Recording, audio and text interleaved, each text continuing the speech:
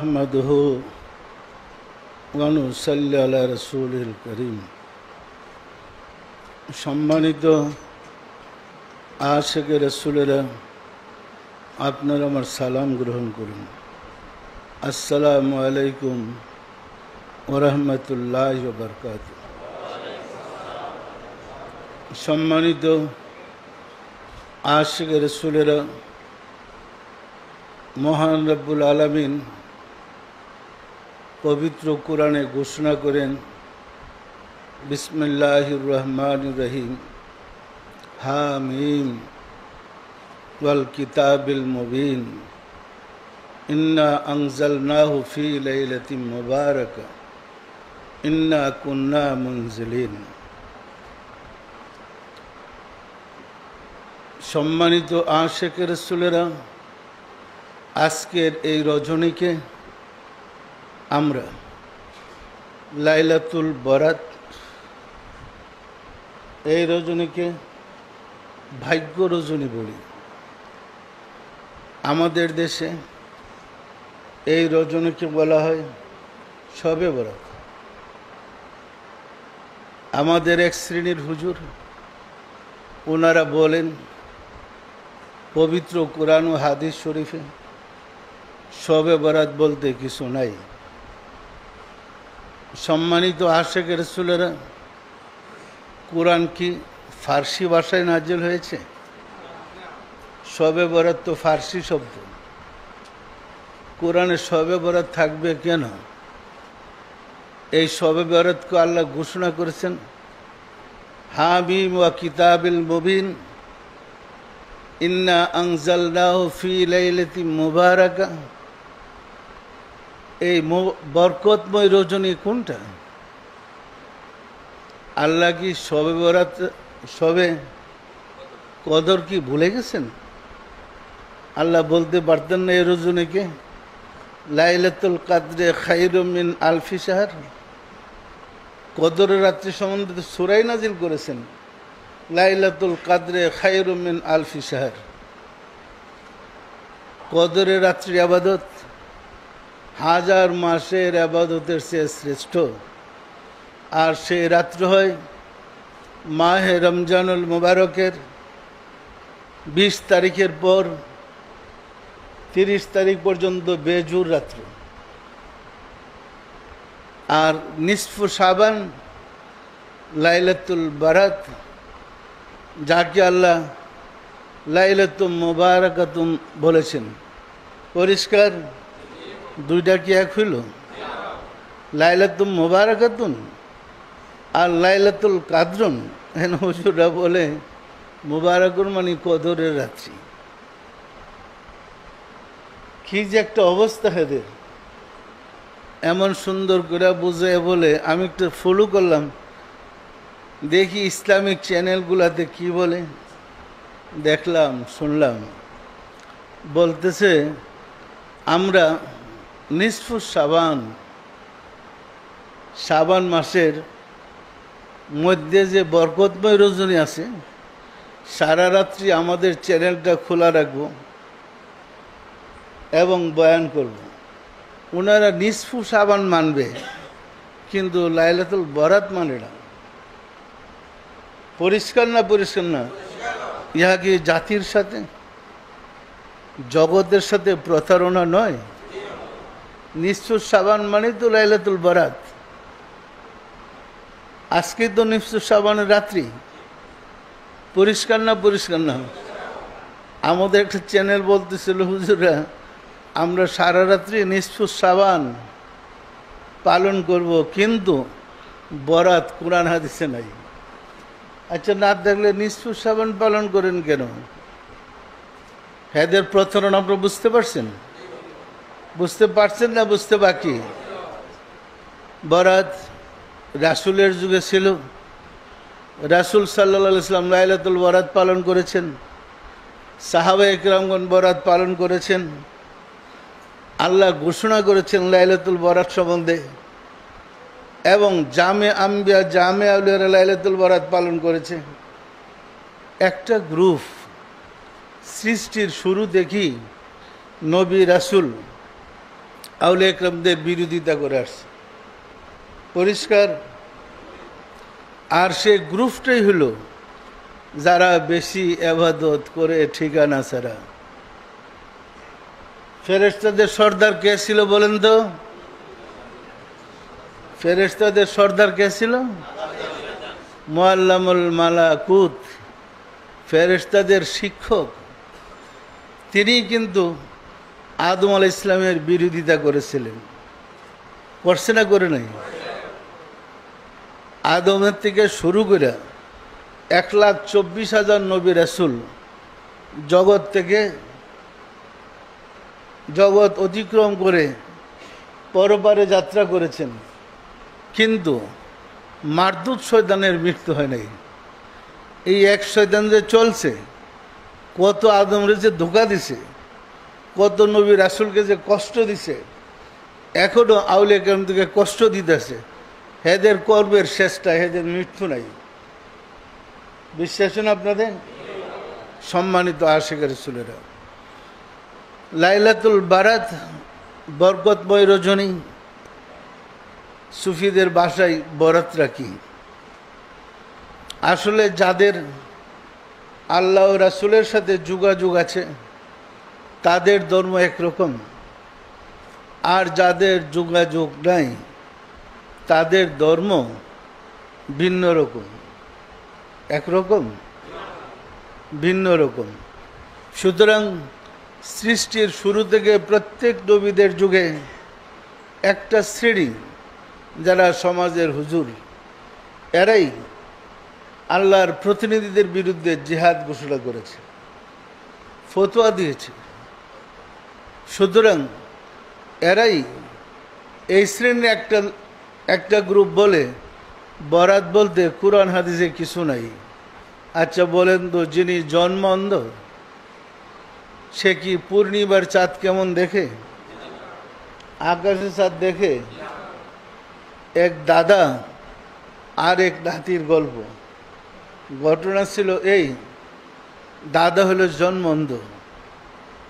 প্রতিদিন তার নাতি তাদের দুধ গরম করে করে খাওয়ায়, দেখে না তো। একদিন দাদা নাতিরে জিজ্ঞাসা করে, ভাই দুধ কেমন? নাতি কি বুঝাইব, এ তো দেখে না। ও দুধ হলো সাদা। দুধ কেমন? দুধ সাদা। কেমন সাদা? সাদা বগের মতো। আচ্ছা ভাই সাদা বগ কেমন? হ্যাঁ, অন্ধ তো আর বগ দেখে নাই। তখন নাতি তার হাতে আপনার বাক করে ধরছে, দুধ এরকম আর বগটা এরকম। বগ এরকম না তো, অন্ধ আপনার হাতাইতেছে, হাতাইতে বলে দুধ কি এরকম বাঁকা? সম্মানিত আশিক রাসূলেরা, যারা আল্লাহ সম্বন্ধে অন্ধ, রাসূল সম্বন্ধে অন্ধ, হেয়ার কাছে দুধ হাতের মতো বাঁকাই হবে। সে কি দুধ চিনে? সে সাদা চিনে? কিন্তু যারা চক্ষুষ্মান তারা কি সাদা বুঝে না? বুঝে না? বুঝে না?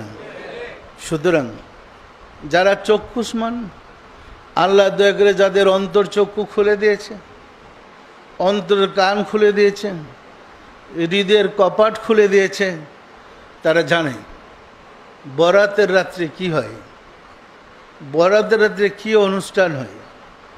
আমরা যেমন মসজিদে মসজিদে, মাজারে মাজারে, রওজায় রওজায় দলে দলে জিয়ারত করি,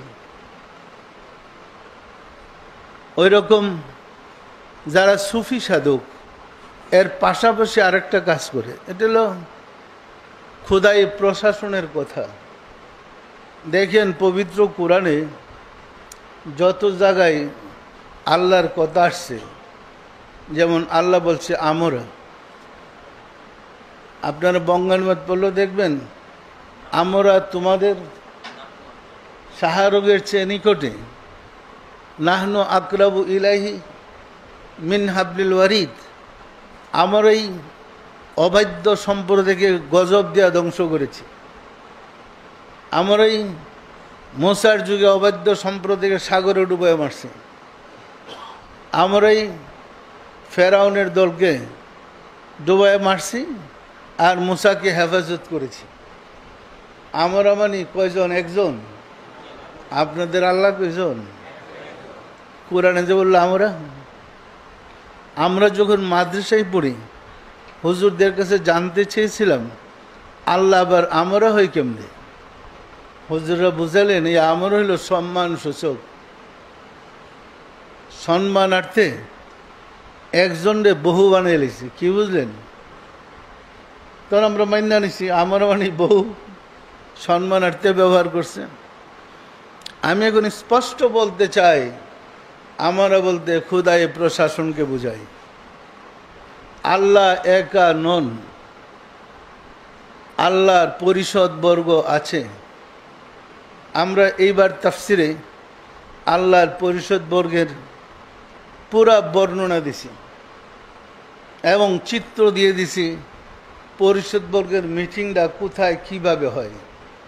পরিষ্কার? এটা কিন্তু জগতেই প্রথম প্রকাশ লাভ করলো। খোদায়ে প্রশাসনের পরিষদে কয়জন বসে, কোন সাইডে আল্লাহর কে বসে, কিভাবে বাজেট পাস হয় ইত্যাদি। বিষয়টা কি পরিষ্কার? সম্মানিত আশিকের রাসূলেরা, বিশ্বাস হয় আল্লাহর পরিষদ আছে। মানুষের রুহু কবজ করে কে? আল্লাহ করে না?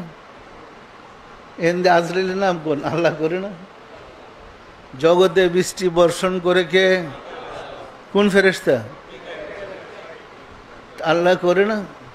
ডিউটি তো মিকাইলের। মহাপ্রলয় সিঙ্গাফু দিয়া কে গঠন করাইবে? কে ঘটাবে? যদি করতেছে ফেরেশতারা, তাহলে ফেরেশতারা কি আল্লাহর দলভুক্ত নয়? আল্লাহর প্রশাসনের লোক নয়? আল্লাহর প্রশাসনের দুই প্রকার লোক আছে, একটা হলো ফেরেশতা, অপরটা হলো মানুষ। পরিষ্কার? ফেরেশতা ও মানুষ যা কিছু ঘটায়, এবং পবিত্র কোরআনে আল্লাহ বলছে আসমান এবং জমিনের মাঝে যা কিছু আছে সবই আমার সৈনিক। এক জায়গায় বলছে আলা ইন্না হিজবুল্লাহি হুমুল মুফলিহুন ফাইন্না হিজবুল্লাহি হুমুল গালিবুন। যারা আমার সৈনিক তারা অবশ্যই বিজয়ী। আমার সৈনিকরাই আসলে জগৎ পরিচালনা করেন। যাই বলো কোরআনে সৈনিকদের কথা। আরেক জায়গায় বেশ কয়েক জায়গায় বলছে আসমান এবং জমিনে যা কিছু আছে সবই আমার সৈন্য। আমরা এবার তাফসিরে স্পষ্ট করে দিয়েছি আল্লাহর এই বাণীর ব্যাখ্যা পরিষ্কার করে দিয়েছি কিভাবে সৈন্য। সৃষ্টি জগতের সব আল্লাহর সৈন্য কিভাবে ব্যাখ্যা দিতে গিয়ে আমরা বলছি ফেরাউনকে ডুবাইয়ে মারার জন্যে দলবল সহ নীল নদী ছিল সৈনিক। পানিতে ডুবাইয়ে মারে নাই? মারছে না মারে নাই? পানিকে নির্দেশ করেছে, উহা বাস্তবায়ন করেছে, শেষ করে দিছে। পানিকে নির্দেশ করেছে মুসা সাগর পার হবে কিভাবে, ব্যবস্থা নাও। মুসাকে নির্দেশ করেছে তোমার লাঠিতে পানির উপরে রাখো। সাথে সাথে সমুদ্রের পানি দুই ভাগ হয়ে গেল। একদম সুফি সাধকদের মধ্যে পীরেরা প্রশ্ন করে যে জগতে এমন জায়গা কোথায় যেখানে জীবনে একবার সূর্যের কিরণ পৌঁছেছে, সূর্যের আলো পৌঁছেছে, কিয়ামত পর্যন্ত ওই জায়গায় আর কোনোদিন সূর্যের আলো পৌঁছবে না, সেটা কোথায়? এটার ব্যাখ্যা হলো ওই জায়গাটা পরিষ্কার না পরিষ্কার না? মুসার জন্য রাস্তায় গেলে পানি ওয়ালের মতো দাঁড়িয়ে গেছে। একটা সমুদ্র 100 ফুট পানি থাকে না, হাজার হাজার ফুট পানি, হাজার হাজার ফুট দুই পাশে ওয়াল দাঁড়িয়ে গেছে। পানিটা চিকচিক করতেছে, বালি শুকনা। মুসা আলাইহিস সালাম দল বললে পার হয়েছে। আর যিনি আল্লাহ দাবি করেছিলেন মুসার শত্রুরা, মুসা পার হওয়ার পিছনে ধাওয়া করে সাগরে ফলে মারতে গেছিল, তারা মুসা আলাইহিস সালামের পিছনে অনুসরণ করতে করতে সাগরের মাঝপথে গেছে। যাওয়ার পরে মুসা ওই পারে দলবল নিয়ে উঠার পরে আল্লাহ বলেন, হে মুসা, তোমার লাঠিটা উঠাইয়া লাও। লাঠি হাতে নেওয়ার সাথে সাথে পানির বাঁধ ভেঙে গেল, সব হাবুডুবু খেয়ে দেখেছে, সমুদ্রের অতল তলে দলবল সব মারা গেছে। তাহলে এই পানি কি আল্লাহর সৈনিক নয়? এই সৈনিকগুলাকে পরিচালনা করেন মানব সৈনিক, যাদের নির্দেশে আসমান জমিনে যা কিছু আছে যারা পরিচালিত হয়। কমান্ডার লাগবে না? কমান্ডার ছাড়া সৈনিকরা কি যুদ্ধ করতে পারে? সৈনিকদের নির্দেশ দেওয়ার জন্য কমান্ডার থাকবে না একের পর এক? খোদাই প্রশাসন, ফেরেশতা এবং মানুষের মধ্যে এবং আসমান জমিনে যা আছে সবাই বাস্তবায়ন করার জন্য খোদাই প্রশাসনের কর্মকর্তা দেখে মানুষ। এই কারণে জিনকে আশরাফুল মাখলুকাত বলা হয় নাই, মানুষকে আশরাফুল মাখলুকাত বলেছে। পরিষ্কার? পরিষ্কার না? পরিষ্কার না? সম্মানিত আশিক রাসূলেরা, যারা আল্লাহ তত্ত্ব সম্বন্ধে জানে তাদের ধর্ম একরকম, যারা জানে না তাদের ধর্ম ভিন্ন রকম। মনে রাখবেন, খোদাই প্রশাসন চালায় তারাই যারা মানুষ এবং মানুষরূপী ওলি আল্লাহ। বিষয়টা পরিষ্কার?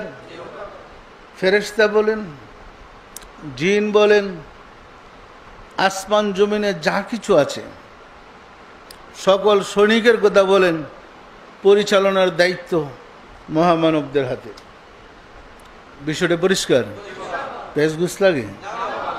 সম্মানিত আশিক রাসূলেরা, মশাও আল্লাহ সৈন্য, বিশ্বাস হয়? এক বাদশাহ নমরুদ, বড় আল্লাহ, সবচেয়ে বড় আল্লাহ, কয় ইব্রাহিমের আল্লাহরে তীর মাইরা মাইরা হলাম। মনে আছে আপনাদের? তীর মারছে কি আল্লাহরে মারতে, শগুনের ভিডিওটা। শেষ পর্যন্ত বিয়াদবি যখন চরম পর্যায়ে পৌঁছে গেছে, ইব্রাহিম বললেন, দয়াময় একটু এক সেরে যাও। বলার সাথে সাথে, যেহেতু বড় আল্লাহ তো, এক জাক মশা ছেড়েছে। কোরআনে আসছে কিন্তু কথাগুলো, আপনি এবার তাফসিরই পাইবেন, আমরা এগুলো লিখছি। তখন পুরো আকাশ মেঘ ছেয়ে গেছে, কালো কালো, মানে সব মশার মশা। এইদিকে এক সপ্তাহ পর্যন্ত ফেরাউন না নমরুদের সৈন্যবাহিনী প্রস্তুতি নিছে আল্লাহর সাথে যুদ্ধ করতে, আল্লাহর সৈন্যের সাথে। দেখে যে আকাশ থেকে ঝাঁক ধরে মশা আসতেছে, মশা কি যুদ্ধ করবো? হ্যাঁ, তো বন্দুক কামানো রেডি হয়েছে। আস্তে জাগ ডাইমে পড়ছে, যারে যেদিকটা পড়ছে ডুইকা কামড়াইতেছে। আর এখন মশা তাড়াইবে না অস্ত্র হাতে ধরবে? শেষ পর্যন্ত এই মশাগুলার হাতে পুরা বাহিনী ছিন্ন ভিন্ন হয়ে গেছে। এই মশকগুলা এদের শরীরের গুস্ত খাইয়া শেষ করে সব মারছে। পাশাপাশি বড় আল্লাহটারে ধরছে, তার নাকের ভিতর দিয়া মশা ডুইকা মস্তকে কামড়াইতে শুরু করছে। পরে মস্তকে হাতুড়ি দিয়ে পিটাইয়া তারে মারছে, মাথা ফেটে গেছে। আর আল্লাহ শরীক ফোন করে বেরিয়ে গেছে বাইরে। পরিষ্কার না? পরিষ্কার না? মশা কি আল্লাহ সৈনিক নয়? মুসার জমানায় ব্যাং ছিল আল্লাহ সৈনিক। তখন বনি ইসরাইল যখন মশার সাথে বিরোধিতা করতে শুরু করছে, আল্লাহ ঝাঁক ধরে ব্যাং পাঠাই দিল। ওরা খাইতে বলে প্লেটে ব্যাং, কথা বলতে লাভ দা মুখের ভিতরে ব্যাং ঢুকিয়া যায়, তাদের মুসিবতে পড়ছে। পরিষ্কার না? পরিষ্কার না? ওই রকম পঙ্গপাল আরেকটা সৈনিক পাঠাইছে, যারা ফসল খাইয়া সাফ করে ফেলাইছে। এইভাবে মুসা আলাইহিস সালামকে 9টা মুজেজা দিয়া পাঠাইছে, সবগুলো হলো সৈনিক। পরিষ্কার না? পরিষ্কার না? এইভাবে সকল নবীদের কাছে মহান রাব্বুল আলামিন যারা আল্লাহর বিরোধিতা করেছিল, আল্লাহর বিরোধী, এরা তো আল্লাহর পক্ষেই, কিন্তু বিপক্ষে ছিল নবী রাসূলদের। আমি বলছি এই কারণে আমরা কোরআনে দেখেছি আল্লাহ বলেছেন যে হে রাসূল, আপনি কাফেরদেরকে জিজ্ঞাসা করেন, প্রশ্ন করেন আসমান জমিনের মালিককে। কাফেররা বলবো আল্লাহ। তাহলে কাফেররা আল্লাহরে মানে না? যদি তারা আসমান জমিনের মালিক আল্লাহকে মানে, তারা কাফের হইল কেন?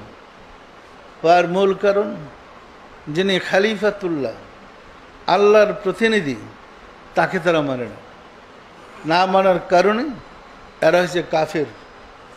এদেরকে ধ্বংস করে দেওয়া হয়েছে। পরিষ্কার।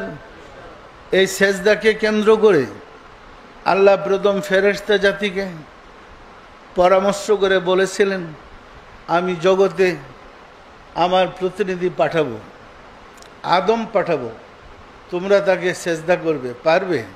ওই না, পারবো না। আল্লাহ জিজ্ঞেস করলেন, তোমরা কি সেজদা করবে? না, আমরা করব না। আল্লাহ ফেরেশতারে ধ্বংস করে দিয়েছে। দ্বিতীয় দফা আবার সৃষ্টি করছে ফেরেশতা, ওরা বলছে আমি জগতে আমার প্রতিনিধি পাঠাবো, তোমরা কি তাকে সেজদা করবে? ও না, করবো না। ওই দলরাও ধ্বংস করে দিছে, আগুন দা পুইরা ছাই করে দিছে। তৃতীয় দফা আবার ফেরেশতা সৃষ্টি করছে। জিজ্ঞাসা করা হলো, তোমরা কি আদমকে সেজদা করবে? যে না, করবো না। ওই দলরাও ধ্বংস করছে। পরপর তিনবার সৃষ্টি করেছে, তিনবার ধ্বংস করেছে। অপরাধ, আদমকে কেন সেজদা করবে না? বিষয়টা পরিষ্কার না? পরিষ্কার না? এরপরে আসেন, চতুর্থবার ফেরেশতা সৃষ্টি করেছে, করে বলছে আমি আদম সৃষ্টি করব, তোমরা কি করবে? এইবার সবাই তিনবারের ঘটনা জানি না, ভয়ে হোক আর হুকুম রক্ষাকারী হোক, আমরা সেজদা করব। সবাই সেজদা করতে রাজি, কিন্তু সবার যে নেতা, মুআল্লিম, শিক্ষক, সেগুলো আমি করব না। মানে ফেরেশতার সর্দার, অর্থাৎ এদের যে উস্তাদ নেতা, সে বলে আমি সেজদা করব না। রাব্বুল আলামিন মক্কা ও তায়েফের মাঝামাঝি স্থানে আদম আলাইহিস সালামের দেহ মুবারক সৃষ্টি করলেন মাটি দিয়ে, কাদা মাটি দিয়ে সৃষ্টি করে এরপরে রুদ্রে শুকাইলেন। রুদ্রে শুকাইয়া যখন 40 দিন শুকাইয়া টনটনা বানাইছেন, তখন ওই ফেরেশতাদের যে সর্দার মুআল্লিমুল মালাকুত, উনি সকালে বিকালে ওই দেহ মুবারকে লাথি মারত। পরিষ্কার না? পরিষ্কার না? সম্মানিত আশিক রাসূল ছিল একমাত্র হিংসা। আদমের প্রতি তাদের হিংসা ছিল।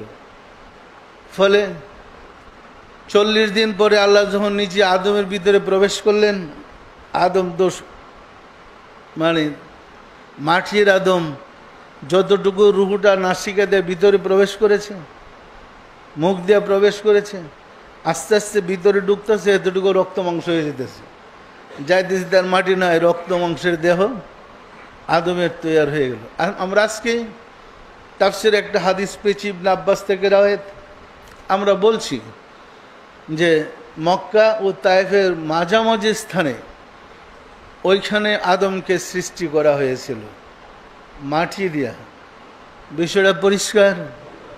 সম্মানিত আশিক রাসূল, না যেহেতু আমরা তাসাউফের কথা বলছি, আল্লাহ তথ্যের কথা বলছি, আমাদের কাছে যেমন আল্লাহ আকার, তার সৃষ্টিটা কিভাবে হয়েছে দিনের মতো পরিষ্কার। আর সেগুলোই আমরা বাস্তবে রূপ দেওয়ার জন্য তাফসীর লেখার পদক্ষেপ নিয়েছি। আমরা প্রতিটা কথা বলছি কোরআন এবং হাদিসের আলোকে, আমাদের নিজের চিন্তায়, নিজের ইচ্ছায় কিছু বলছি না। বিষয়টা পরিষ্কার।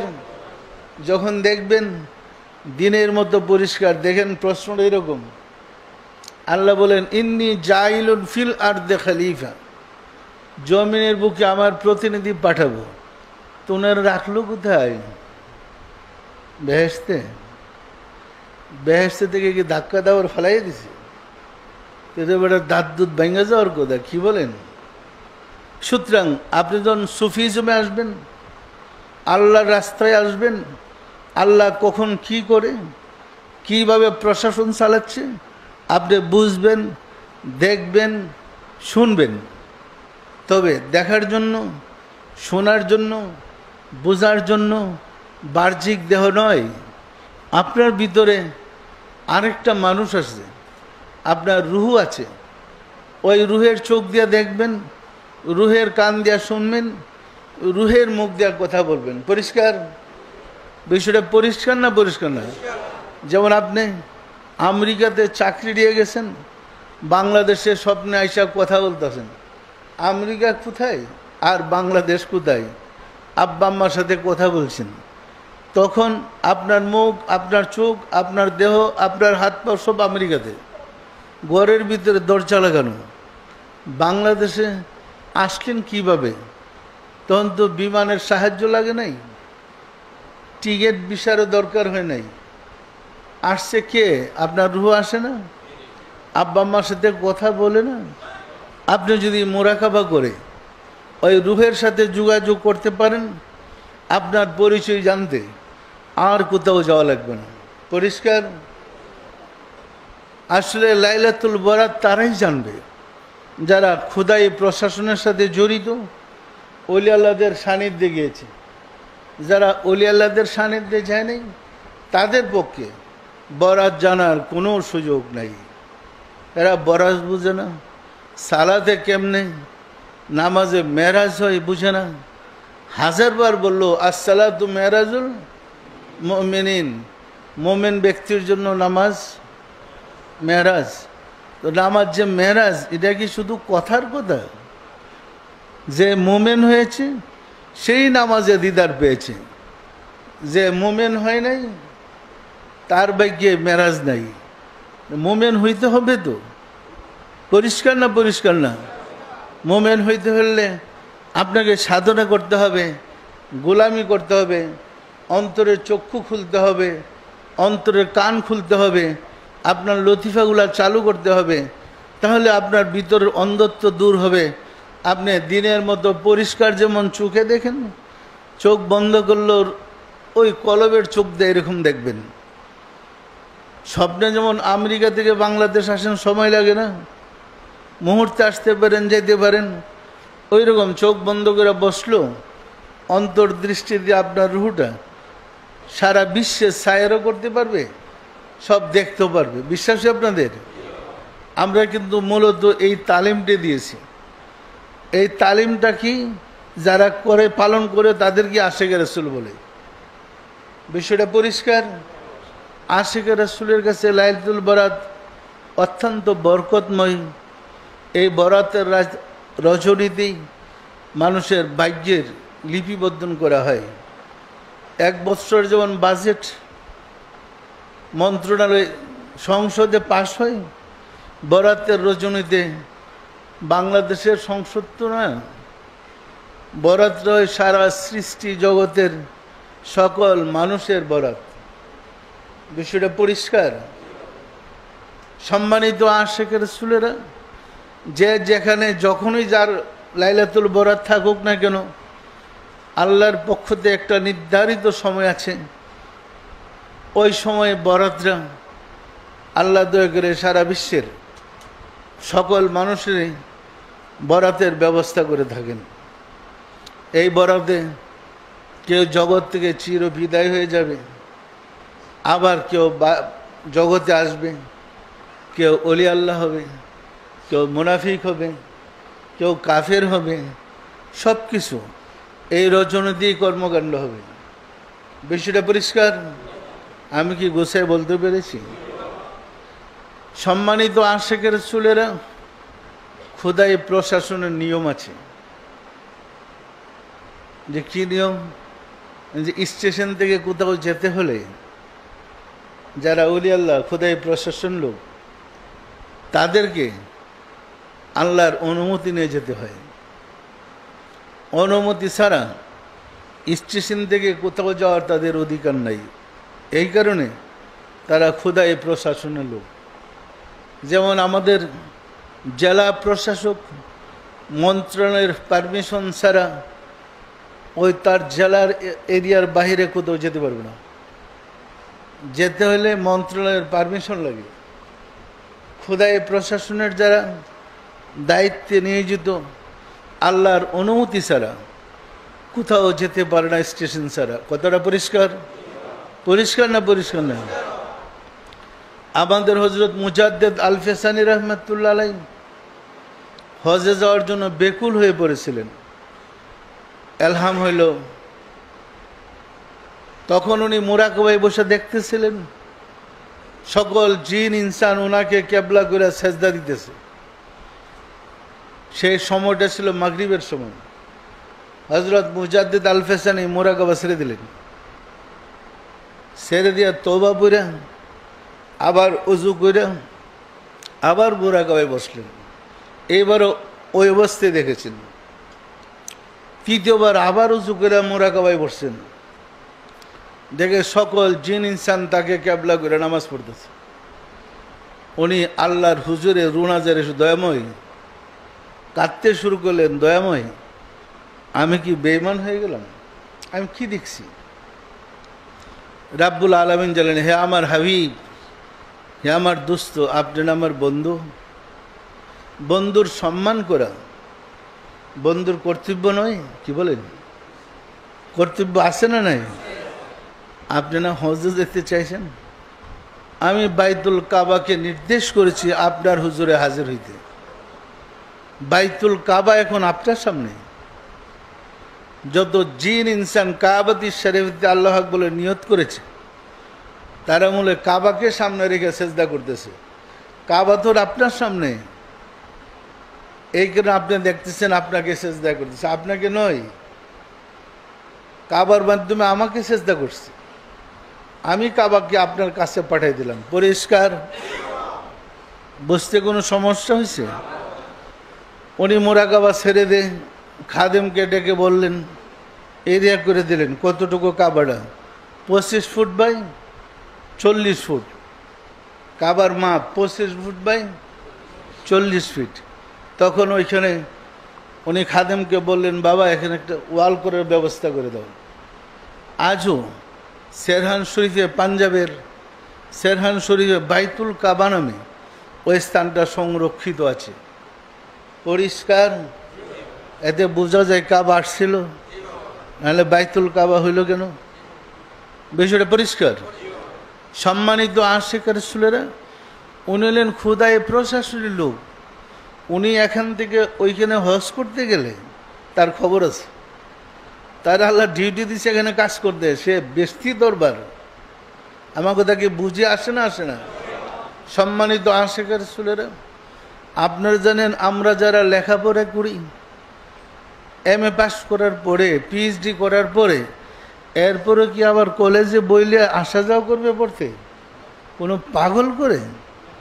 মানুষ সাধনা করে আল্লাহকে পাওয়ার জন্য, পাওয়ার পরে কি করবে?